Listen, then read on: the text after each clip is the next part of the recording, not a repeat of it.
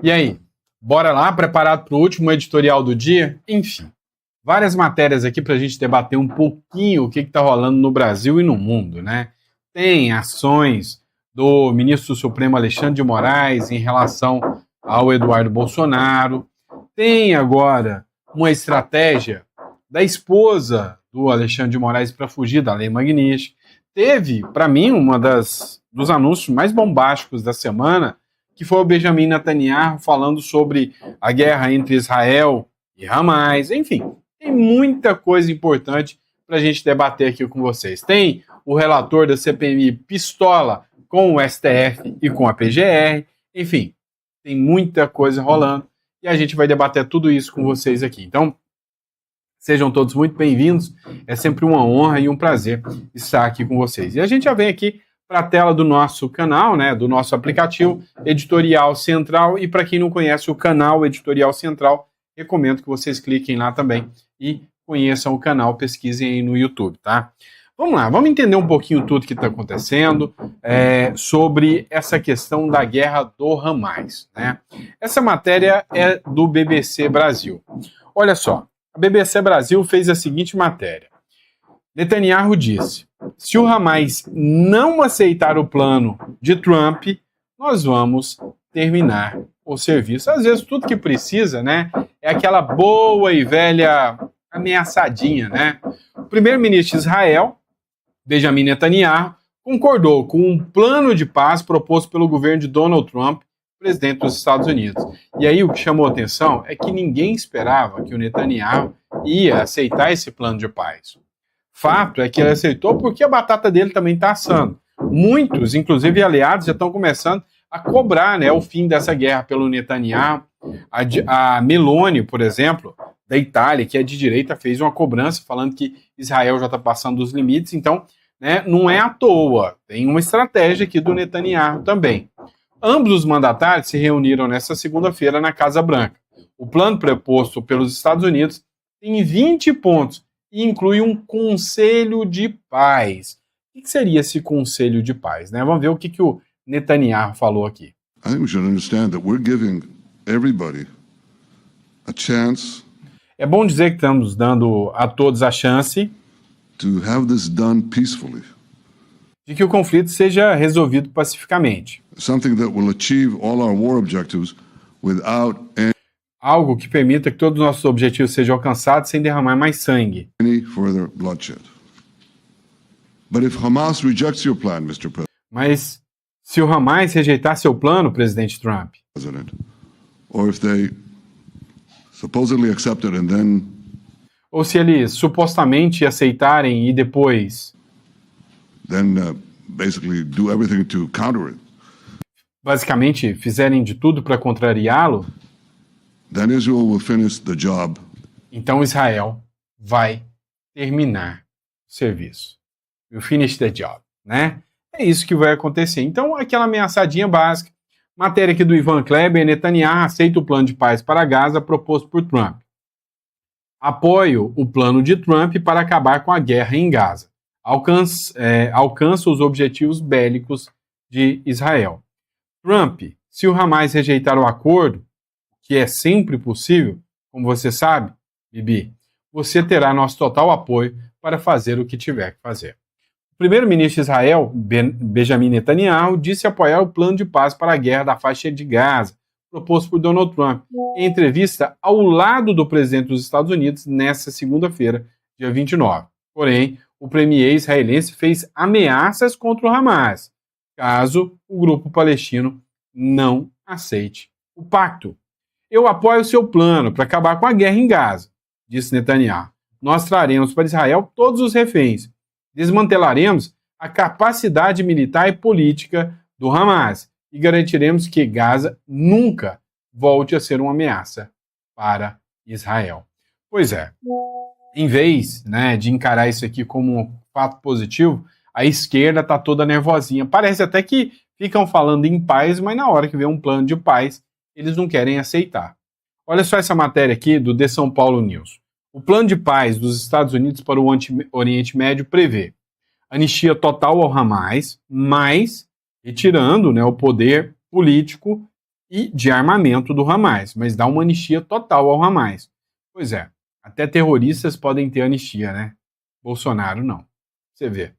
Estado palestino, né? Vai ser feita a criação do Estado palestino, um conselho que vai ser presidido pelo Donald Trump e uma nova governança em Gaza, ou seja, eleições democráticas para que o povo escolha. E os Estados Unidos e Israel aportarão dinheiro para a reconstrução de Gaza. Enfim, né? Tá chegando aí, o fim, né, dessa guerra gravíssima que começou com a agressão dos terroristas do Hamas contra o povo judeu, o povo palestino. Agressão essa, né, que o pessoal de esquerda insiste em passar pano, insiste em passar a mão e fingir que nada aconteceu. Mas aconteceu e nós sabemos muito bem, não é? Nós sabemos muito bem.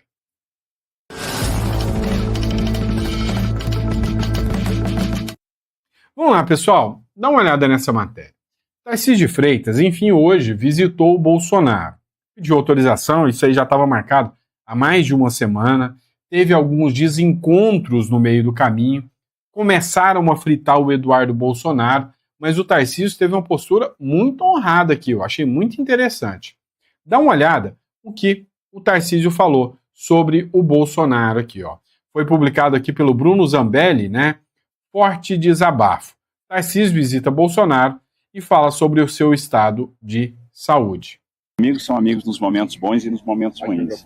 O presidente está passando por um momento difícil, e é nesse momento difícil que os amigos têm que aparecer, têm que dar a mão, têm que prestar solidariedade. É muito triste ver o presidente na situação que ele está, assim, a gente conversando e ele soluçando o tempo todo, né? Isso ainda é consequência das várias cirurgias que ele fez, consequência do atentado covarde que ele sofreu, que quase ceifou a vida dele, não ceifou pelas mãos de Deus, e o presidente ali, né, tirando força, sofrendo muito. Então a gente está aqui para prestar nosso apoio, prestar nossa solidariedade, para estender a mão, sem nenhum tipo de interesse. A gente vai estar aqui do lado dele sempre, né, para dizer, estamos juntos, sou grato a tudo, presidente, pelo que você me fez, pelo que você me proporcionou. Você vai sempre contar comigo, você sempre vai ter aqui na minha pessoa um amigo.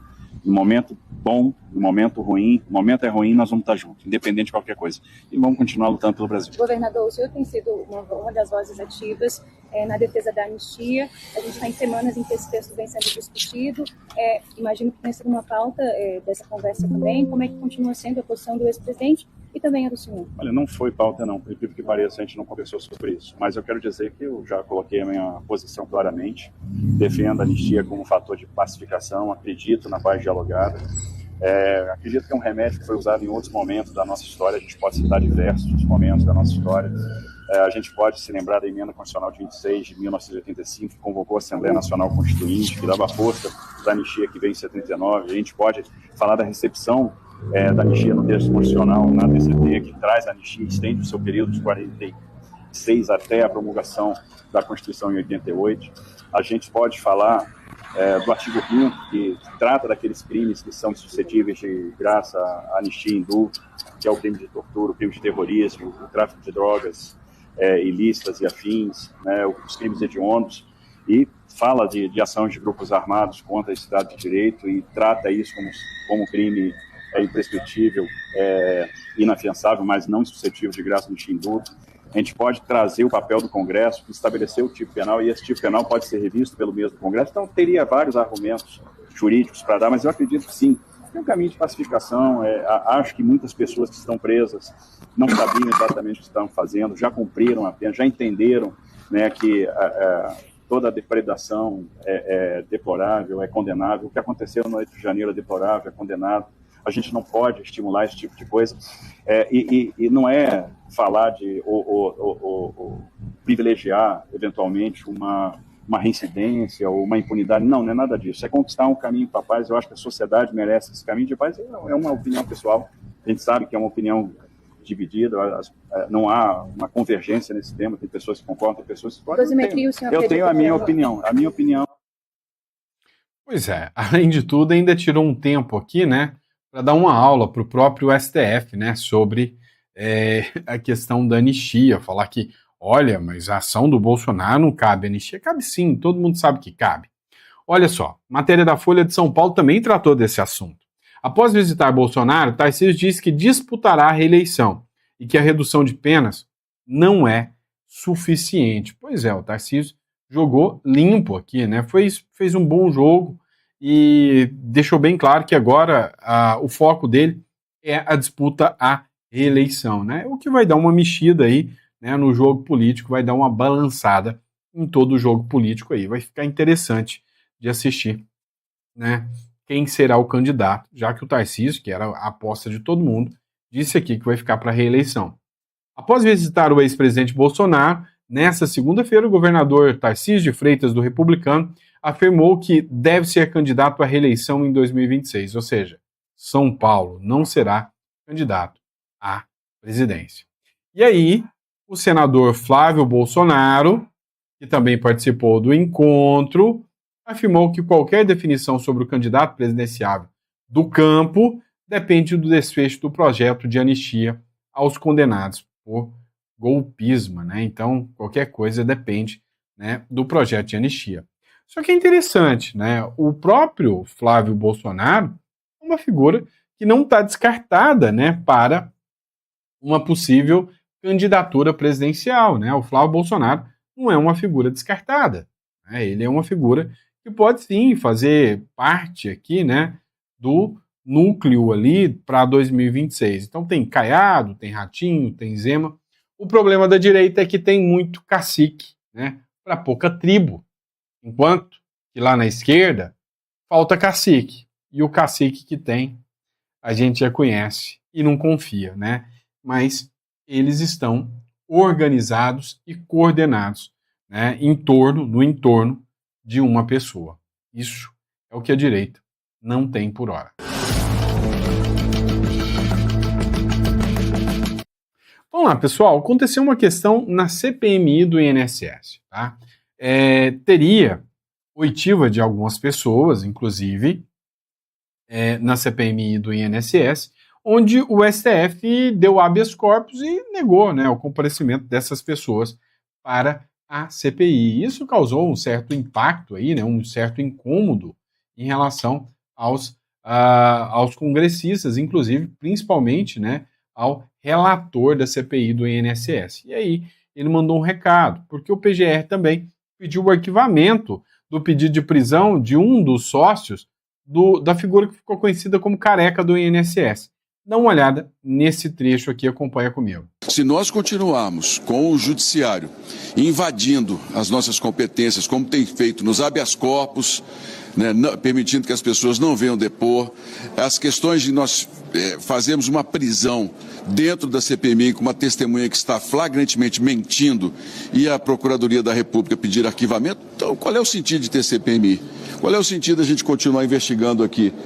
Eu defendo com clareza que essa CPMI tem que deixar claro que nós é quem temos que reagir. Agora, o mais importante, essa é uma CPMI autônoma, é uma investigação do Parlamento, é uma investigação que está dentro da Constituição. Nós não vamos abrir mão de dizer quem é testemunha e quem é investigado.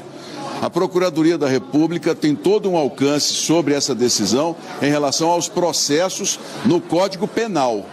Dentro do trabalho do Parlamento, somos nós quem decidimos e eu, como presidente, vou dar continuidade ao trabalho, vou continuar conversando com os líderes, com os secretários de advocacia do Senado, porque nós é quem vamos fazer a investigação, independentemente de qualquer decisão que venha em relação à Procuradoria da República, e vamos continuar lutando. Vamos, se for necessário prender novamente quem estiver mentindo, eu vou dar a voz de prisão novamente. Isso é uma atribuição da presidência do Senado, é uma questão, uma decisão minha de ofício. E se depois a Procuradoria decidir manter a posição que está aí, a advocacia do Senado vai recorrer, nós iremos levar os nossos argumentos até que nós tenhamos uma nova legislação que esclareça. Ou a CPMI tem que deixar de existir, ou então a Procuradoria da República, o próprio Supremo Tribunal Federal, tem que começar a entender que aqui há um poder que tem capacidade de se administrar sozinho. Pois é, né? Essa briga aí com relação a avanços de poderes, né, ações tomadas, né, que interferem nos demais poderes, essa já vem acontecendo há muito tempo, né? Há muito tempo essas medidas já vêm ganhando força aí, né, em relação ao STF, né, e ao próprio aí também o próprio PGR também, né, causando aí confusão, né, e conflito em relação aos poderes, né, do PGR e do STF invadindo, né, a seara do Senado. E esse caso da CPI aí ainda vai dar muito pano para manga, né, ainda vai ter muita gente forte vinculada a isso aí, pode ter certeza que isso vai dar muita dor de cabeça, muita dor de cabeça mesmo.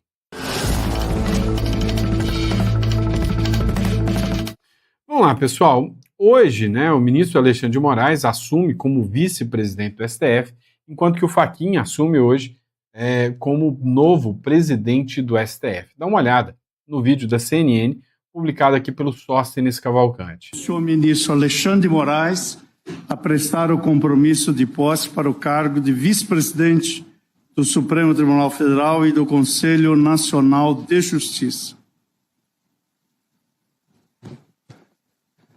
Prometo, bem e fielmente, cumprir os deveres do cargo de vice-presidente do Supremo Tribunal Federal e do Conselho Nacional de Justiça, em conformidade com a Constituição e as leis da República.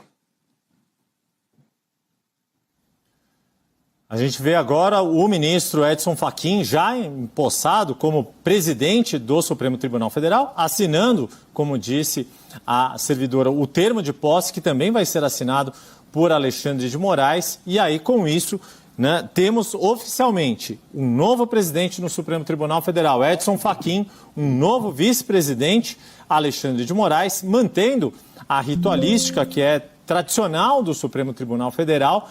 Daqui a este biênio de setembro de 2025 até... Vice-presidente do Supremo Tribunal Federal e do Conselho Nacional de Justiça, o eminente ministro Alexandre de Moraes. Tendo agora aplaudido Alexandre de Moraes e o presidente e o vice se abraçando, lembrando que eles são presidentes não só da Corte do Supremo Tribunal Federal, mas do Conselho Nacional de Justiça, que é o órgão responsável ali por dar diretrizes de funcionamento, de disciplina do judiciário brasileiro. Pois é, o que isso implica? Implica mais poder ao Alexandre de Moraes. E é assustador, né? A gente já sabe a quantidade de poder que o próprio ministro Alexandre de Moraes tem. Mas como presidente, vice-presidente da Suprema Corte e também, né, da CCJ, a gente sabe que o poder deles amplia. Sendo presidente do CNJ, né, eu falei CCJ, é CNJ, que é o Conselho Nacional de Justiça, cabe a eles, né, o poder de punir juízes, de sancionar juízes que talvez falem contra a corte ou falem algo que não é interessante para a corte, e sim, eles têm esse poder. A gente já viu em várias vezes, né, acontecerem punições a juízes por divergir do posicionamento deles, né? É o que a gente pode falar do caso, por exemplo, da Ludmila Lins Grillo, né, que foi sancionado, foi penalizado por decisão do CNJ, que é o Conselho Nacional de Justiça, e agora, né, na falta do Edson Fachin, quem assume a presidência é o próprio ministro Alexandre de Moraes.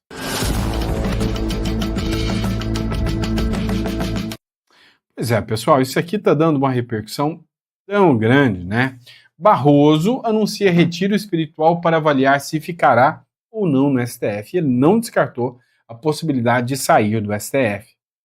O ministro alegou que, apesar de manter boa relação com colegas do tribunal, sente que pode ter concluído um ciclo. Vou fazer um retiro espiritual em outubro, uma semana, e vou decidir. Eu gosto do STF. Tenho uma relação boa com meus colegas. Às vezes tenho a sensação de ter cumprido um ciclo. Não quero lugar de nenhum embaixador, disse o Barroso. Lembrando, né, que muita gente falou que o Lula tinha prometido para ele um cargo de embaixador em algum país da Europa, né, que ele goste aí, para que ele vivesse longe, né, e fora dessa bagunça, né, que é o Brasil aqui, vivendo muito bem, tranquilo, com um cargo vitalício.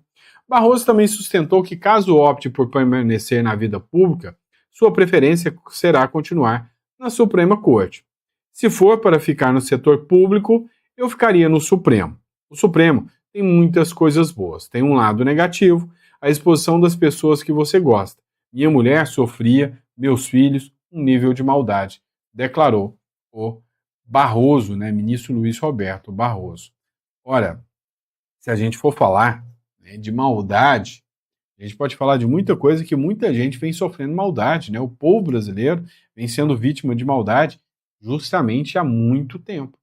E aí também viralizou um trecho de um vídeo, né, do próprio Barroso, onde ele fala que votou contra o Lula, lá para prender o Lula em 2018, mas votou com dor no coração sobre a prisão do ex-presidente. Olha o que ele falou neste caso aqui. Dê sua opinião.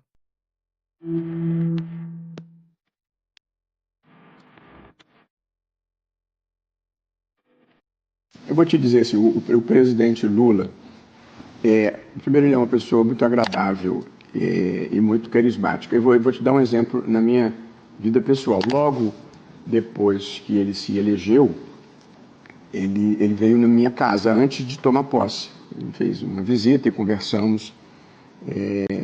Foi uma ótima conversa e lá estava, minha mulher era viva ainda, e lá estava a minha sogra, que não tinha simpatia pessoal por ele. Ela é estrangeira, a minha sogra é holandesa, não entende muito bem do mundo e não tinha simpatia pelo presidente Lula. Ficou 10 minutos com ele e ao final desses 10 minutos ele arrumou uma fã apaixonada. O presidente tem uma capacidade de convencimento que eu acho que advém da autenticidade dele. Então, eu posso ter, eventualmente, divergências de política internacional. Eu posso ter alguma divergência de política econômica. Mas eu tenho admiração e apreço pelo presidente. Em 2018, o senhor deu um voto que levou o presidente Lula à prisão. O senhor se arrepende daquele voto? Absolutamente. O meu voto não teve nada a ver com o presidente Lula. A vida de um juiz que procura exercer o seu ofício com integridade e sem partidarismo exige decisões que são pessoalmente difíceis. E a minha decisão era, vamos supor que eu tivesse votado no presidente Lula, vamos supor que eu gostasse do presidente Lula. Mas eu sou um juiz.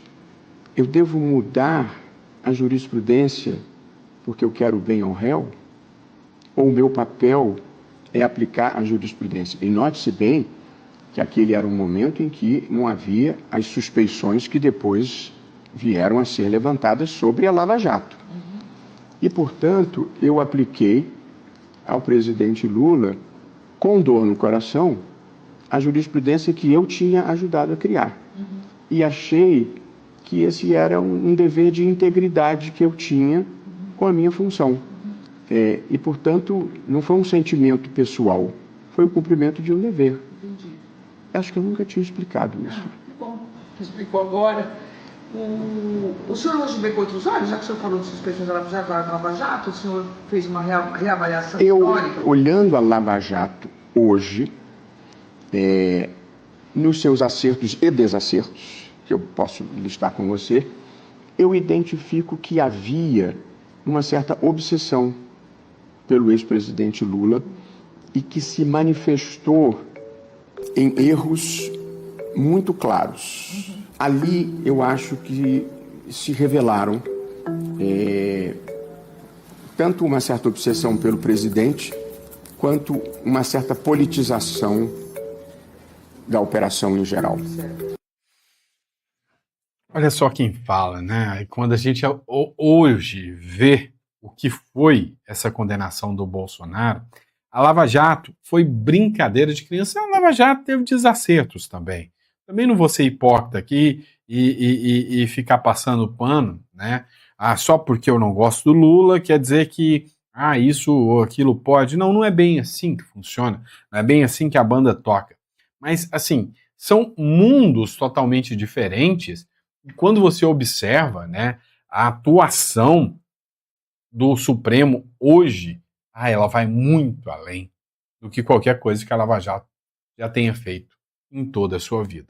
Isso eu não tenho dúvida alguma.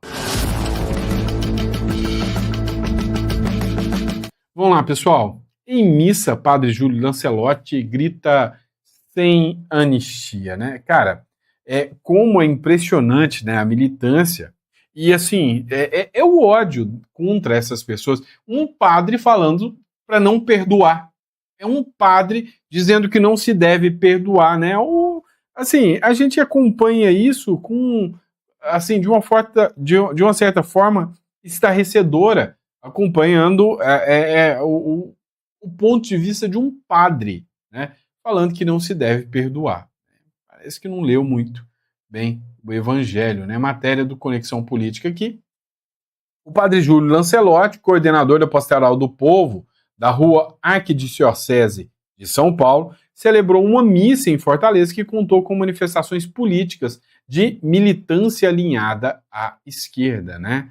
Durante a celebração realizada na Capela São José do Operário, no bairro Bom Sucesso, Lancelotti incentivou os presentes a entoar palavras de ordem como sem anistia e Palestina livre. É um padre que é contra Israel, né, contra os judeus e contra, né, o perdão. Né? Isso é impressionante. O padre também fez referência à recente rejeição da PEC da imunidade no Senado, apelidado por opositores de PEC da blindagem, que condicionava a abertura de processos criminais contra parlamentares à autorização prévia do Legislativo. Essa é a força do povo, é o amor de Deus que faz o povo mobilizar e derrubar a PEC da blindagem. Quando o povo se une, todas as cidades, quando a voz do povo grita alto pela vida e pela liberdade, os poderosos temem e os covardes põem a viola no saco.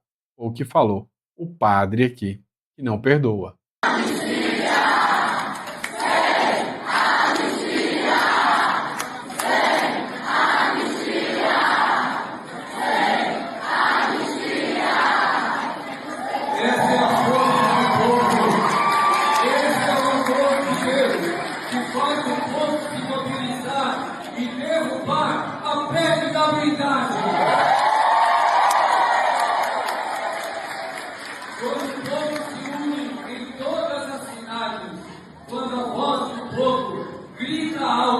Pela vida e pela liberdade, os poderosos temem e os covardes põem a viola no saco.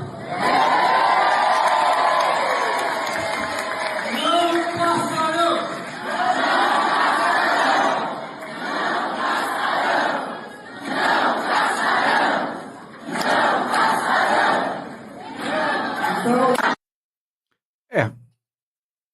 Vamos dizer que já foi mais bem frequentado, né? A casa de Deus. Caramba. Mas vamos lá, né? Ó, ainda falando sobre o Barroso, o Carteiro Reaça fez uma publicação aqui, da CNN, tratando justamente, né, do retiro espiritual do Barroso. Dá uma olhada aqui, né, a publicação do Carteiro Reaça, do Gil Diniz aqui. E em uma entrevista exclusiva, a nossa analista Luísa Martins, o ministro do STF, Luiz Roberto Barroso, que deixa agora a presidência da corte, disse que não descarta a possibilidade de deixar a corte num futuro próximo. Segundo Barroso, ele vai refletir ainda sobre o tema em um retiro espiritual. Confira. Geralmente o presidente, quando sai, tira um período de uns dias. Eu tenho compromissos, mesmo de votação e de compromissos acadêmicos, mas assim, no meados para final de outubro, eu vou fazer uma semana de um retiro espiritual que eu faço eventualmente mesmo na minha vida. E aí eu vou pensar muito do que eu quero fazer. Eu gosto da minha vida no Supremo e gosto da vida lá fora também. Então eu peso muito o papel importante que eu acho que posso desempenhar ainda no Supremo com os meus colegas e um pouco a vida que eu gostaria de viver com família e enfim, aproveitar. Então, eu verdadeiramente, nesse momento, eu vou fazer uma reflexão muito profunda do que eu quero fazer. Estou sendo absolutamente franco com você. Eu não desconsidero a possibilidade de sair, mas eu não bati o martelo nisso ainda. Pois é, né? Ainda não bateu o martelo ainda, né? O povo brasileiro, se pudesse escolher, eu acredito que já bateria muito bem o martelo, tá bom? Obrigado, pessoal. Espero que vocês tenham gostado do nosso editorial. É sempre um prazer e uma honra poder estar aqui com vocês, batendo mais um papo. E a gente volta, né, amanhã de manhã com mais um editorial para vocês. Um grande abraço.